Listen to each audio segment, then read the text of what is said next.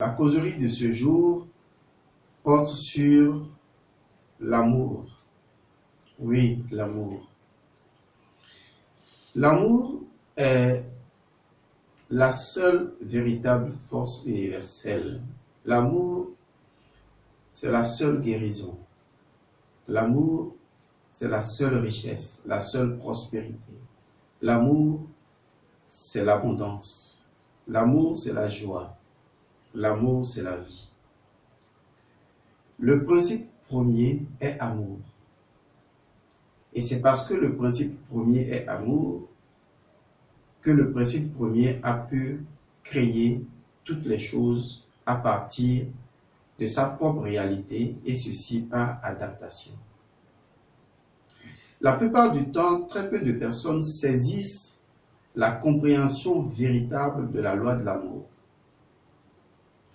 Souvent, les gens disent « Dieu m'aime, j'aime Dieu, je t'aime, tu m'aimes ».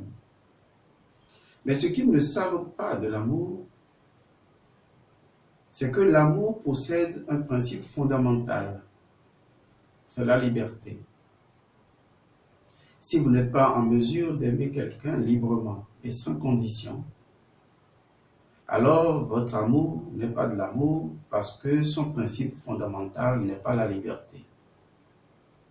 Il faut donc comprendre que ceci est une opportunité, que ce que vous appelez Dieu, Mao, ou la réalité unique sans second, c'est une opportunité que cette réalité-là a donnée à l'espèce humaine pour vivre l'unité avec lui ou cela.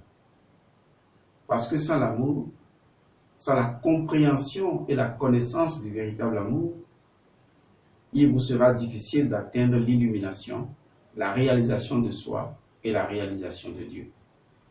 Car seul l'amour vous permet de vous éveiller spirituellement. Parce que seul l'amour transcende toutes les conditions qui bloquent votre accès à la révélation de qui vous êtes vraiment. Vous voulez mieux comprendre? Je vais vous expliquer.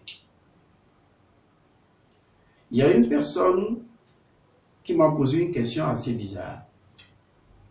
Cette personne me demande, Monsieur Godson, si je me réveille le matin, quand je me réveille le matin, et je veux prier Dieu, je vais d'abord toujours me brosser parce que je me dis que si je reste dans cet état et que je parle à Dieu, eh bien ma bouche va sentir.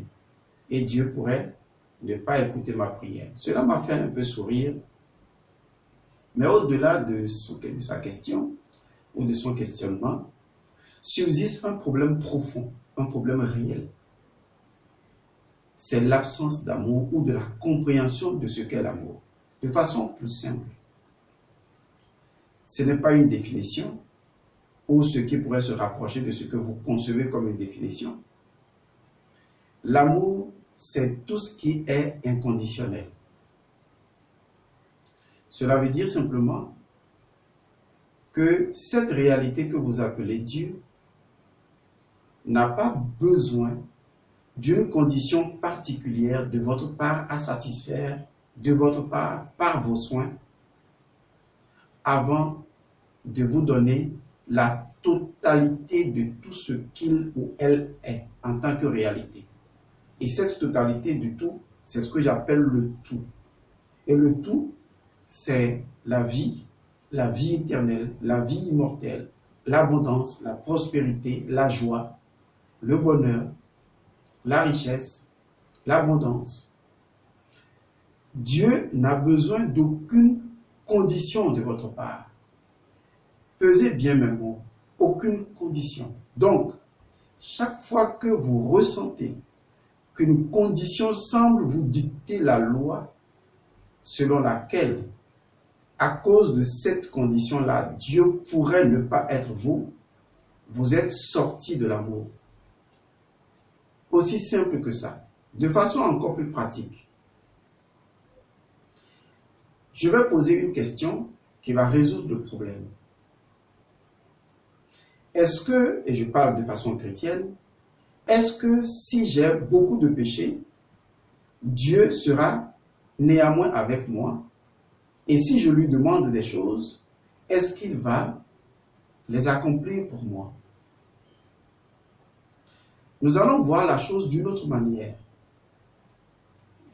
Est-ce que les péchés empêchent Dieu de pouvoir vous aimer et de vivre avec vous?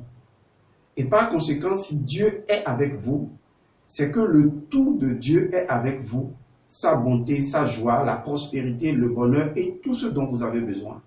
La question est de savoir, est-ce qu'un péché, quel qu'il soit, pourrait-il être un élément bloquant pour une telle vie de Dieu avec vous? Si votre réponse est oui, et que vous supposez qu'il faudra beaucoup prier avant que Dieu ait d'une certaine manière pitié de vous et qu'il puisse vous approcher, alors écoutez-moi bien, vous ne savez pas ce qu'est l'amour de Dieu. Vous n'avez rien compris de l'amour de Dieu, car le simple exemple, il fait briller son soleil sur les bons et sur les méchants. Cela veut dire clairement que aucune situation spirituelle ou matérielle, aucun élément, aucun événement de pureté ou d'impureté ne peut constituer un blocage pour la présence et l'omniprésence, l'omnipotence et l'omniscience de Dieu dans votre vie. Car Dieu ne vit pas dans une dimension temporelle et n'est pas le produit d'une dimension temporelle. Dieu est l'intemporel et donc le transcendant, l'immatériel. C'est la force de toute force qui pénètre les choses grossières et les choses subtiles. Cela veut dire que, quel que soit le nombre de péchés que vous avez commis, quel que soit le nombre d'impuretés, quelle que soit la saleté que vous supposez tourner autour de vous, rien n'empêche, rien ne peut empêcher, ne peut bloquer la présence de Dieu, la bonté, l'amour, la prospérité, la joie, la guérison, tout ce qui est tout de Dieu, de vous être accordé. Et le meilleur, c'est que comme Dieu est intemporel et qu'il vit dans une dimension intemporelle et qu'il agit toujours de façon intemporelle, ce que vous voulez lui demander, avant même que vous ne le lui demandiez, il vous l'a déjà accordé. Car étant dans l'intemporel, il sait tout ce dont vous avez besoin et en tant que principe premier et le tout du tout, il vous donne tout par avance et n'attend rien de vous, n'exige rien de vous, même pas besoin de votre part de quelque prière que ce soit avant de vous donner sa prospérité. C'est ce qui surprend les gens lorsque des fois ils disent « Moi je prie Dieu beaucoup, mais je n'obtiens rien. » Il y a des gens qui ne prient pas et tout leur réussit. Oui, si vous pensez qu'il faut prier beaucoup ou qu'il faut prier simplement avant que Dieu ne vous aime et ne vous donne ce dont vous avez besoin, vous allez toujours être pauvre. Parce que vous n'avez pas compris l'amour de Dieu. Les autres ont mieux compris l'amour de Dieu que vous. Car sans aucune prière, sans vous laver, sans même vous brosser, vous pouvez être sale pendant 1 mois. Vous pouvez ne avoir jamais prié pendant 5 ans. Lorsque vous demandez quelque chose à Dieu, la nature de Dieu impose à Dieu comme d'une obligation à laquelle Dieu ne peut se soustraire de vous donner parce qu'il est le donneur universel et le donneur universel ne peut s'empêcher sous quelque condition que ce soit de vous donner. Et donc les religions vous manipulent parce que qu'est-ce qu'ils vous disent? Si vous n'arrivez pas à réussir dans votre vie, c'est que vous avez commis une faute. C'est que vous avez fait quelque chose. Et c'est à cause de ça que Dieu ne vous donne pas. Et pourtant, ceux qui ne vont même pas à la messe ou à l'église ou à la mosquée ou qui ne prient pas réussissent. Ils vous diront non, que vous ne savez pas. Souvent, c'est Satan qui fait ça. Et vous, comme vous êtes enfant de Dieu, vous êtes élus. Eux, ils n'iront pas dans le royaume des cieux, c'est vous qui irez dans le royaume des cieux. Comment savent-ils que vous irez et qu'eux, ils n'iront pas? Pourtant, ces mêmes personnes rentre dans les avions des païens, dans les voitures des personnes qui ne prient pas et qui les conduisent. Le maïs qui se cultive dans un champ n'est pas forcément chrétien. L'eau que vous buvez n'est pas musulmane. L'air que vous respirez n'est pas bouddhiste. Et la terre sur laquelle vous marchez et qui vous donne tous les produits que vous consommez, eh bien, la terre n'est ni chrétienne, ni musulmane, ni quoi que ce soit. A-t-on besoin d'appartenir à une religion? A-t-on besoin même de dire qu'on appartient à Dieu avant de réussir, avant d'avoir la prospérité? Non. Parce que la vérité est la suivante. L'amour de Dieu ne peut empêcher Dieu de donner à quelque créature que ce soit tout ce dont la créature a besoin, tant que l'individu réalise. Que cet individu soit athée, païen, chrétien, musulman ou n'importe quoi, eh bien, l'amour de Dieu, lui, est toujours à sa disposition, sans aucune condition. Sans condition d'appartenir à une religion, sans condition de, par exemple, réciter le Notre Père un certain nombre de fois. Absolument pas. Dieu ne peut pas être bloqué par un péché, une insulte ou quoi que ce soit d'eux. En fait, vous n'avez pas besoin de prière pour atteindre la prospérité et l'abondance divine. Vous n'en avez pas besoin.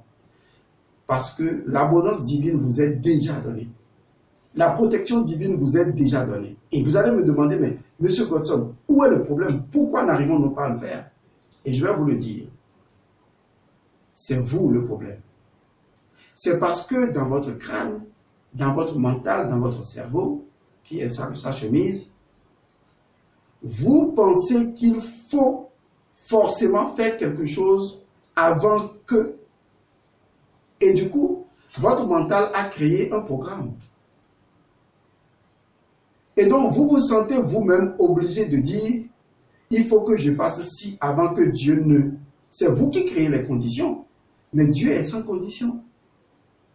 Quelle est la condition du tout alors que le tout a tout et le tout n'a besoin de rien? On dit souvent en kabyle Eso et Soda. Et le musulman dit Al-Qayyum, c'est-à-dire ce qui se suffit à lui-même. Si le tout, c'est-à-dire Dieu, est ce qui se suffit à Dieu, ce qui se suffit à lui-même, honnêtement, il est le donneur universel. Et n'a besoin de rien, même pas de vos prières ni de vos supplications. C'est vous qui refusez le don que Dieu vous a donné. C'est vous qui refusez le donneur universel.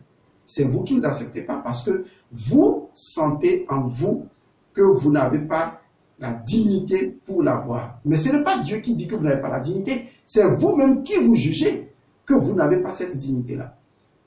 Alors que d'autres personnes qui estiment que la vie leur donne tout, même si ces personnes ne fréquentent aucune église, ces personnes réussissent tout simplement. Il n'y a aucune condition pour que l'amour de Dieu, à travers la prospérité, la joie, la richesse, vous soit accordé. Aucune condition. Même pas besoin d'une méditation. La seule chose dont vous avez besoin, c'est de libérer vous-même votre mental du conditionnement qui vous fait croire que Dieu a besoin ou aurait besoin de quelque chose avant de vous donner quelque chose. Dieu ne fait pas du trading. Dieu ne fait pas commerce. Il n'est pas un commerçant. Dieu n'a besoin de rien. Il a déjà tout. Et même votre soi-disant adoration, il n'en a pas besoin. Votre soi-disant adoration lui fait quoi?